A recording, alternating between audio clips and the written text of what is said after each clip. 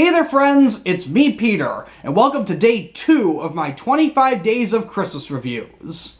Now today it might seem like I'm going to break one of my own rules when it comes to Christmas reviews, but I'm going to argue that I'm not. As you may recall, when I asked for suggestions for movies and TV specials, one rule I put in place was that I would not take an episode of a TV series unless it was a standalone special. This way, you don't really have to know who the characters are to get their motivations. You don't really have to know what's going on within the setting. It's a standalone special that anybody could watch without having watched the rest of the series.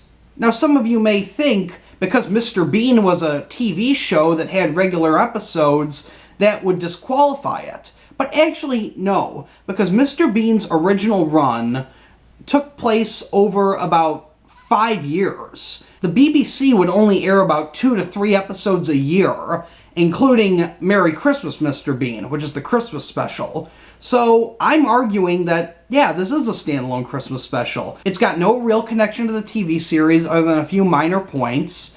And quite frankly, I think anybody who has never seen Mr. Bean before can watch this and understand what's going on.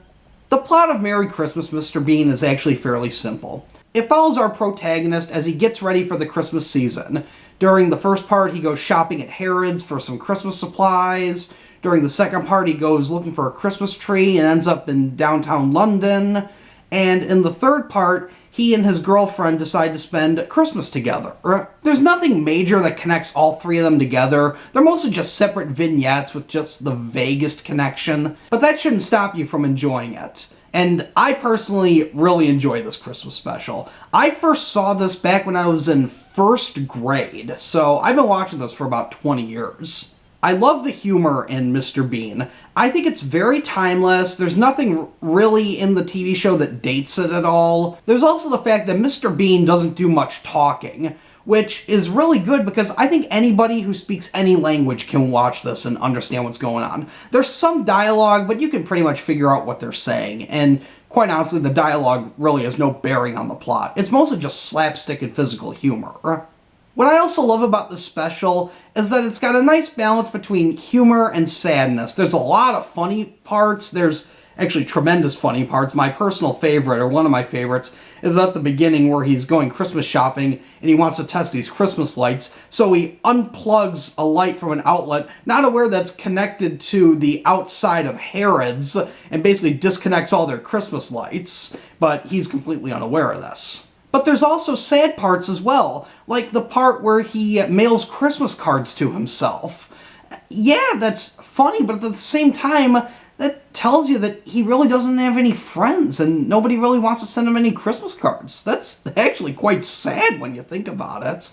If I had to pick a negative, I would say that some people might not like Mr. Bean's behavior. He's a bit of a man-child, so some of his behavior would be acceptable for a child, but not quite acceptable for an adult, and heck, some of his behavior as an adult wouldn't really be acceptable as a child. I can see some people getting offended when he plays with the nativity scene like it's a toy. I can see people getting offended by the way he treats the Christmas carolers, and I can especially see people get really annoyed with him by the way he treats his girlfriend. I won't say what happens, but let's just say it's really funny, and it makes Mr. Bean look like an awful person at the same time. Overall, this is a Christmas special that, well, I don't watch it every single year. It's one I own on DVD, and it's one that I do enjoy watching. I watched it just before filming this, and I was still laughing as hard as I'd ever laughed at it, even though it's been quite a few years since I've last seen it. Overall, I give Merry Christmas, Mr. Bean a 4 out of 5. Thanks for watching this video, my friends. If you enjoyed it, be sure to give it a thumbs up. If you'd like to see more of my Christmas reviews, simply click that subscribe button down below.